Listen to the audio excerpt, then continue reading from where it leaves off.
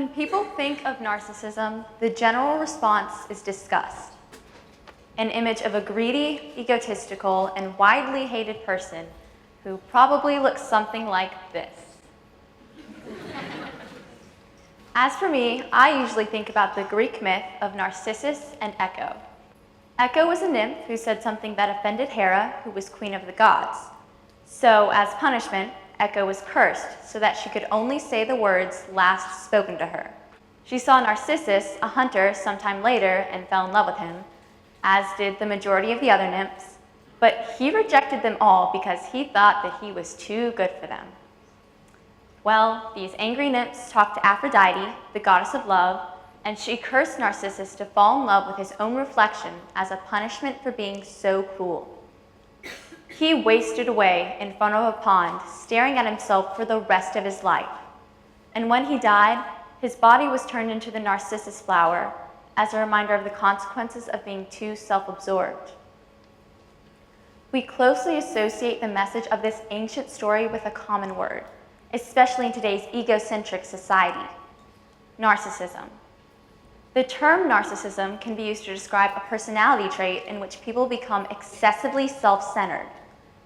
Narcissism can also refer to narcissistic personality disorder, which is the presence of specific patterns of characteristics in an individual that limit effective personality functioning.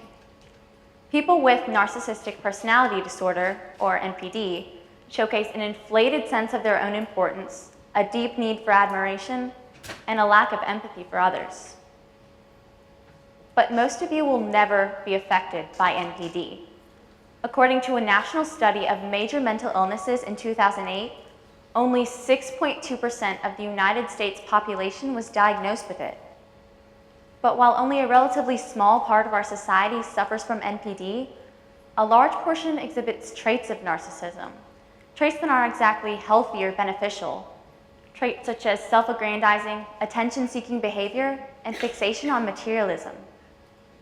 These traits are so intricately woven into our lives and expectations that it is hard to convince ourselves that they are a problem. But believe me, they are. And these traits aren't even a recent development. The traits of narcissism that a majority of people exhibit can be traced back to when American society made the shift from appreciating the greater good to focusing on the individual. This created a society based on self-admiration and love yourself messages. At first, these messages were directed towards people who really needed it, like victims of emotional abuse. But it was soon absorbed by everyone, and it became important that everyone loved themselves. The message in itself is well-intentioned, but the extent to which you should value yourself and the way in which these messages are delivered have become warped with time. This idea of love yourself is meant to say that if you believe in yourself and see yourself as succeeding, you can be better. But I fear that it has twisted into something else, a motivator teaching people that what really matters is seeing yourself as better than you actually are. This is when the lines between narcissistic traits and self-admiration become blurred. Another common self-admiration message that can be taken too far is telling yourself or being told, especially as a kid, that you are special.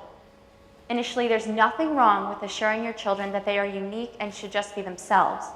But repeating this over and over can lead the child to believe that since they are special, everyone should know that they are special and offer them special treatment. In the United States especially, we take the desire for narcissism veiled as self-esteem way too far and blur the lines in dangerous ways because it's what we are taught to believe. The increase in traits of narcissism seems to be growing steadily. For example, cosmetic plastic surgery used to enhance features that are considered attractive is 5 times more popular today than in the 1970s. What's even more interesting is that, according to the Narcissism Epidemic written by Drs. Jean Twenge and W. Keith Campbell, 1 out of 4 college students agreed with the majority of items on a list of standard narcissistic traits.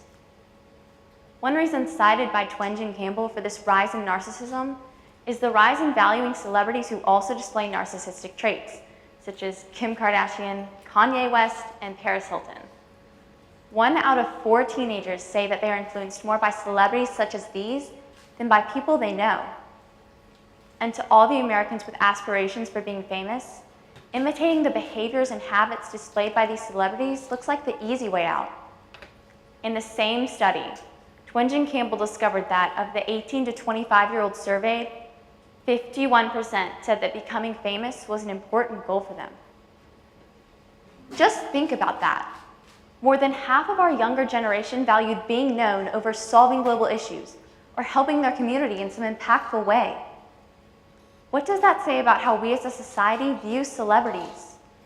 Why are the people on our pedestals up there in the first place? Where do they fall in comparison to people like Jane Goodall or Bill Gates? Our society is placing greater emphasis on people at their face value. Contribution-wise, what does someone like Justin Bieber offer next to Nikola Tesla? Another widespread outlet of narcissism in our culture is the rise in importance of a strong social media presence. Social media is intended as a way to keep in touch with friends and update others on your life, which isn't necessarily a bad thing. But the reasons for using it have become distorted, especially with developments such as selfies. People with narcissistic traits thrive on self-promotion and status symbols, which they have easy access to through media sites. Of course, this doesn't mean that using social media automatically makes you a narcissist, but it certainly encourages many of the traits displayed in a narcissistic personality. For example, a lot of social media gives the user a chance to like whatever post or video they see. And a lot of the time, people judge themselves based on the likes that they do or do not receive. When did these likes, especially the ones associated with images of bodies and beauty, take over the purpose of social media? Why did we let it happen? Why are we giving users the tools to create a narcissistic personality online? And how can we stop it? The most important way that we can limit the epidemic is to first realize that narcissism is not a good thing.